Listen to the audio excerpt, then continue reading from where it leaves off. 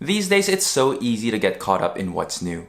New cars, new tech, new fashion, but rarely do I hear people on YouTube talking about what's old. As I'm about to enter 10 years in my adopted country of Australia, it made me realize that I'm still regularly using items that I got or bought back when I was still in the Philippines. So here are a few things that I've owned and still regularly use that are over 10 years old. So I've been an insufferable coffee guy for a while now, and I've always liked brewing my own coffee at home. It is a surprisingly affordable hobby when you get started because you can just start off with a brewer like this. This is a Kalita 102. It's the plastic version. Pretty sure I bought it for less than $10 in the Philippines. And this is the first ever coffee brewer I ever bought with my own money.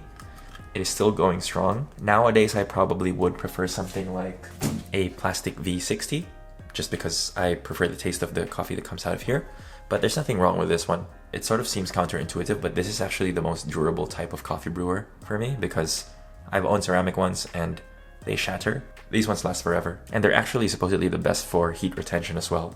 So they actually perform the best. It's just that they don't look fancy, but who cares? At least the coffee's good.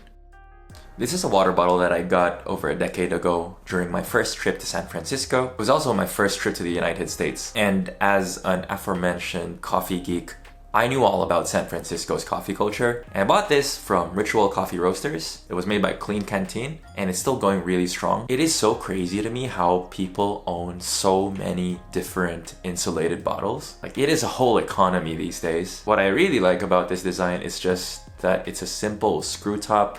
It has a pretty wide opening so you can fill regular sized ice cubes in them without any issues. And there aren't like a lot of different parts and grooves where mold can really seep in, so it's really easy to clean.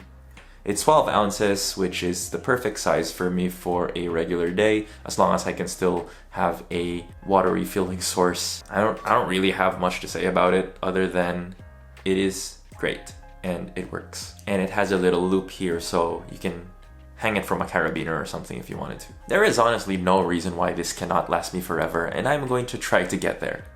This watch. Some of you might have found my channel through this watch right here. I made a short of it years ago and somehow it has like 500,000 views. That means you're an OG member of the Paulo Garde cinematic universe. So thank you. This is a Casio A158W. I think it's the cheapest or the second cheapest digital watch that they have. I know the black resin one is a bit cheaper, but the problem with the resin ones is that the straps will inevitably just fail and erode and degrade over time, whereas this one does not really seem to be heading towards that direction. It's as basic as they come, and I love it. I think it's a timeless design that will never really go out of style. And the best part is, it's still using that same battery from 10 years ago. Technically, especially here in Australia, it's probably cheaper if I just buy a new version of this rather than replace the battery if and when it runs out, but I'm not really keen to do that. Thankfully, replacing the battery is pretty easy to do. Like, it just uses normal Phillips head screws rather than needing any sort of specialized watch tools.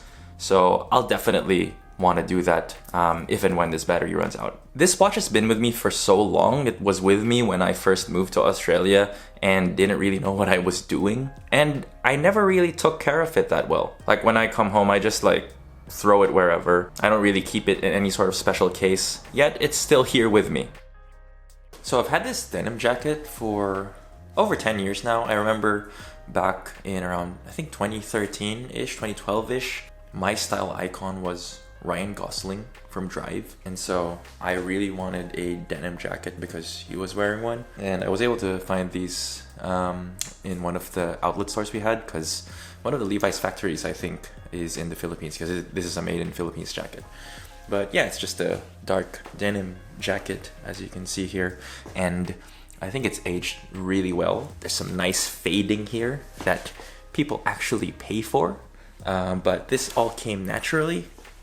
And I also have this in a dark gray colorway. As you can see, that's the Made in Philippines tab right there. But yeah, for me, like, denim jackets, I feel like they've now made it into that timeless category.